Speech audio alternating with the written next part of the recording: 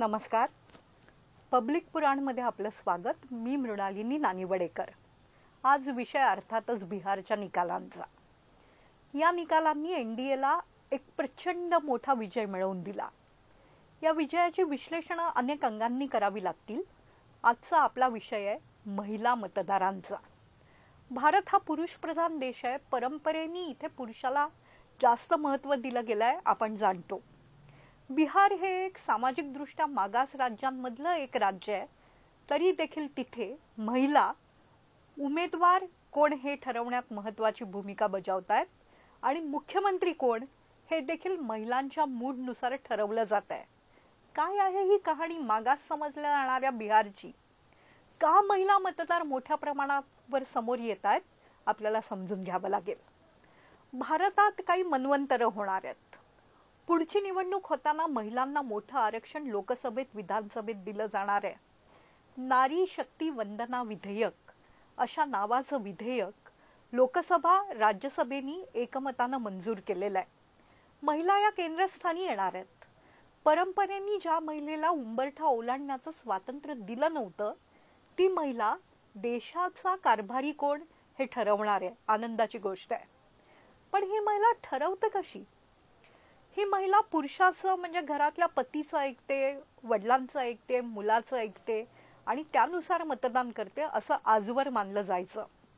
पण या मताला आणि या निष्कर्षाला बिहार वारंवार छेद देत आलेला आहे आणि भारतातल्या महिला आता स्वतःचं मत निदान मतदार म्हणून अत्यंत सक्षमपणे आणि अत्यंत जोरकसपणे मांडायला लागल्या आहेत.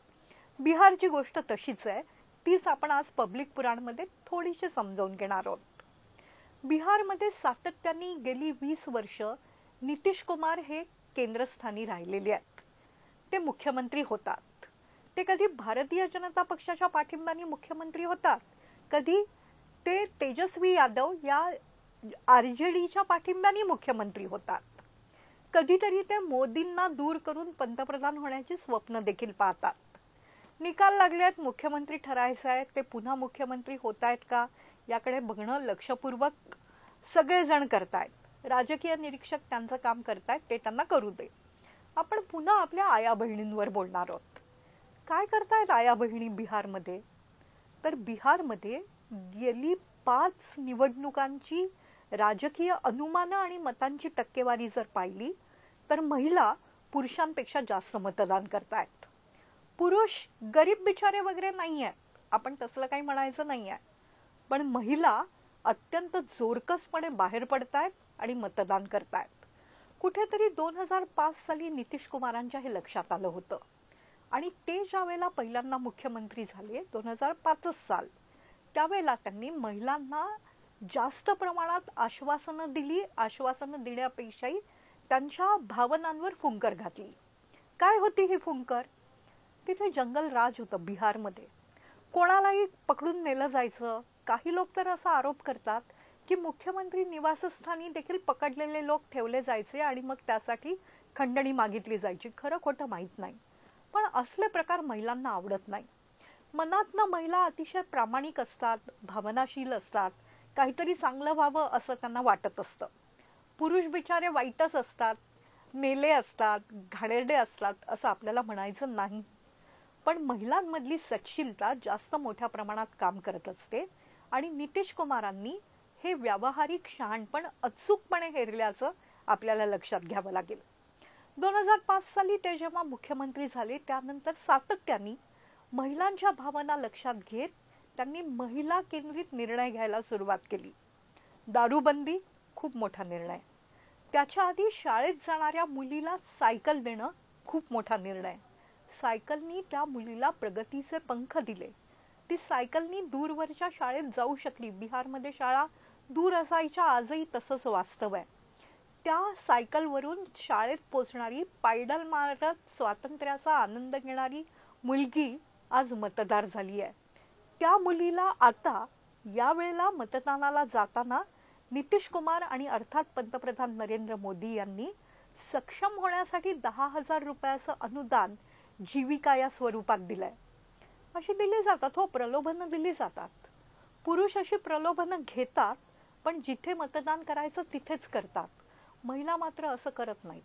हे केवळ बिहारमध्येच नाही, हे महाराष्ट्रातही समोर आलंय, हे मध्य प्रदेशातही समोर आलंय, हे झारखंडमध्येही समोर आलंय, हे तेलंगणातही समोर आलंय, हे कर्नाटकातही समोर आलंय. मग महिलांना खुश करा, महिलांना काही हक्क द्या, महिलांच्या हातात पैसे द्या आणि जिंका, अशी काही हमी आहे का हो? तर अशी हमी आहे का हे कळायला वेळ लागेल. पण महिलांच्या मानसिकतेला लक्षात घेणं, त्यांना सुराज्याचं स्वप्न दाखवणं, विकासासाठी काहीतरी पावलं टाकणं, हा भारतीय राजकारणाचा जो बदलता भाग दिसतोय तो अतिशय सुखावह आहे. मी मगाशीच म्हटलं की बिहार हा सामाजिकदृष्ट्या आजही मागासलेला प्रदेश मानला जातो. मी तुम्हाला पार मागे नेणार आहे थेट 1977 साली. आणीबाणीचे दिवस, इंदिरा गांधींचं प्रखर नेतृत्व, त्याला विरोध करण्यासाठी बिहारमधून जन्मलेलं आंदोलन, जयप्रकाश नारायण अग्रभागी, कर्पुरी ठाकूर, कोणीतरी समोर येऊन जेव्हा एक हातात काहीतरी झेंडा घेऊन समोर येतात त्यावेळेला बिहार त्यावेळेला अग्रक्रमावर होता. पण राजकीय गणित कसं झालं होतं तर बिहारमध्ये त्यावेळेला पुरुषांचं मतदान खूप जास्त प्रमाणात झालं होतं, ते महिलांपेक्षा 23% जास्त होतं. ज्यावेळेला दंगा फसाद असतो, सामाजिक अस्थिरता असते, कायदा सुव्यवस्थेची परिस्थिती असते, महिला घरातून मतदानाला बाहेर पडायला बघत नाहीत. 1977 नंतर जे जे पाडाव बिहारमध्ये येत गेले त्यानंतर 2000 सालापासून सातत्याने महिलांचं मतदान जास्त आहे. यावेळेला महिलांचं मतदान पुरुषांपेक्षा 8%हूनही जास्त झालं होतं. बिहारमध्ये मतदार याद्यांची फेररचना केली गेली, फेर तपासणी म्हणायला हवं. त्यात अनेक नावं गळली, महिलांची नावं जास्त गळली. खरं तर बिहारचा पुरुष अनेक ठिकाणी नोकरीला जातो, त्याला जगण्यासाठी ते आवश्यक असतं. येणाऱ्या बिहारी लोंढ्यांबद्दल महाराष्ट्रात प्रचंड मोठी आरडाओरड होते. त्यामुळे पुरुषांची नावं गळणं हे जास्त संयुक्तिक वाटलं असतं, लॉजिकली पटलं असतं.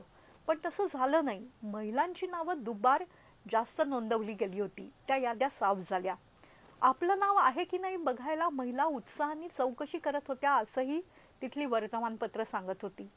त्या महिलांनी 10,000 रुपये मिळताच खूप मोठ्या प्रमाणात बाहेर पडून मतदान केलं.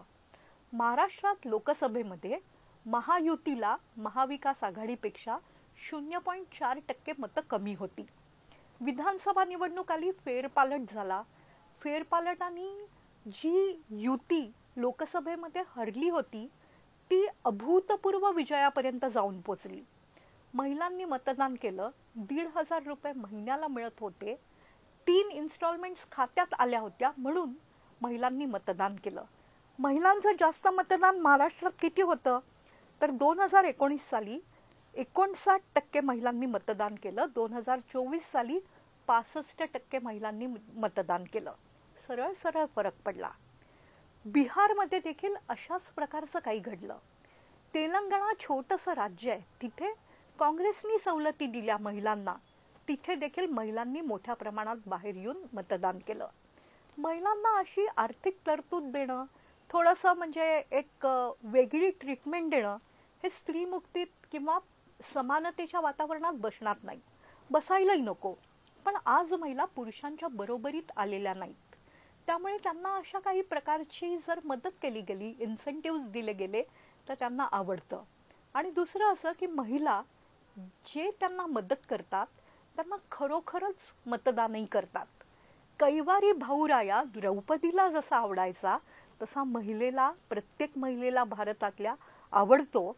असं बिहार असेल, तेलंगणा असेल, एक राज्य उत्तरेकडचं एक दक्षिणेकडचं म्हणता येईल.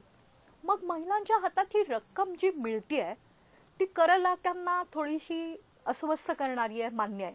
विकास कामं त्यामुळे मार खाणार आहेत, हेही स्वीकारावं लागणार आहे. पण महिला ही रक्कम कशी खर्च करतायत त्याबद्दलही काही छोट्या मोठ्या पाहण्या झाल्या. मध्य प्रदेशमध्ये असं लक्षात आलं की लाडली बहिणामध्ये जे पैसे मिळाले त्यातनं सौंदर्य प्रसाधनांची विक्री वाढली, लिपस्टिक्स मोठ्या प्रमाणात खरेदी केली गेली, पंजाबी ड्रेसची कापडं जास्त प्रमाणात विकली गेली, पण तो पण पैसा अर्थव्यवस्थेत फिरला. महाराष्ट्र हे तुलनेने पुरोगामी. इथे 1,500 रुपये मिळायला लागल्यानंतर काही महिलांनी म्युच्युअल फंडमध्ये SIP अकाउंट काढलं.